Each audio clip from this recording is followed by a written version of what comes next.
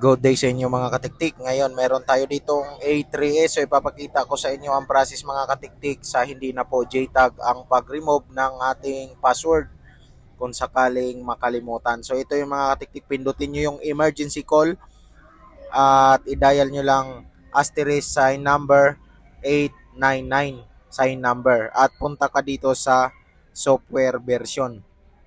At ito mga katiktik, kailangan mong tandaan yung model number niya. Ayan, CPH 1853 or yung 1853 na lang yung tatandaan mo kasi dalawang klase ang ating A3S, merong 1803. So, i-check din natin yung volume, kung okay ba yung volume up, kung nagpa-function ba yung volume down. So, makikita nyo volume down, okay, nagpa-function.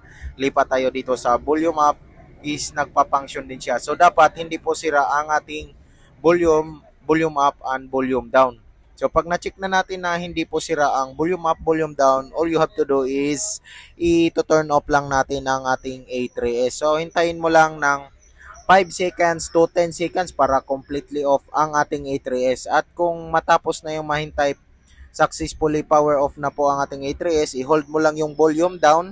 Huwag mong bibitawan yung volume down and then long press power switch. So antayin mo lang, long press mo lang ng 3 seconds at bitawan mo at continue lang pag-hold sa volume down hanggang sa makarating tayo sa recovery mode. At pwede mo ring bitawan after 5 seconds mong i-hold ang volume down. So naka 5 seconds na tayo sa pag-hold, kaya pwede na nating bitawan at hintayin na lang ang paglitaw nitong recovery mode.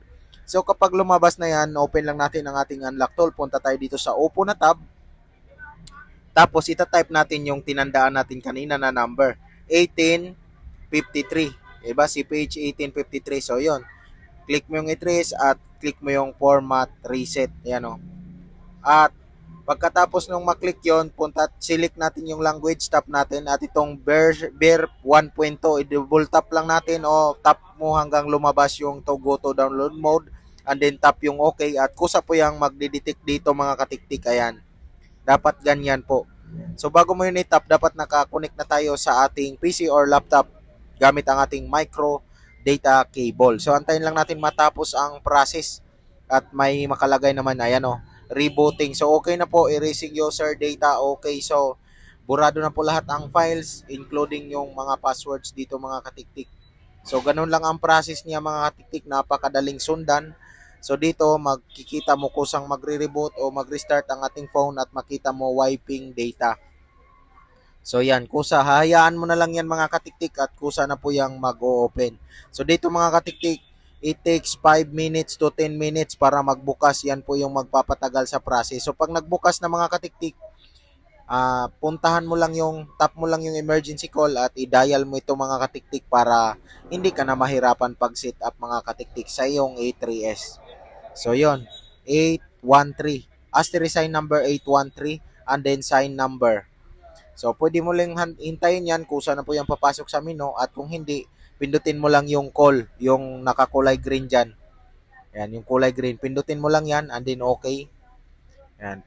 At kusa na po yung papasok mga katiktik. Ayan. Kusa na po yung papasok sa ating home screen. Ayan, nakita mo. Home screen na agad tayo. So, hindi na tayo mahirapan mag-set up kapag i-trace ang ating i-remove. So, maraming salamat mga katiktik. Naway may nakuha kayong idea dito. At hanggang sa susunod natin na video tutorial. So, yun, nilock screen natin. At yun, wala na nga pong password. Maraming thank you.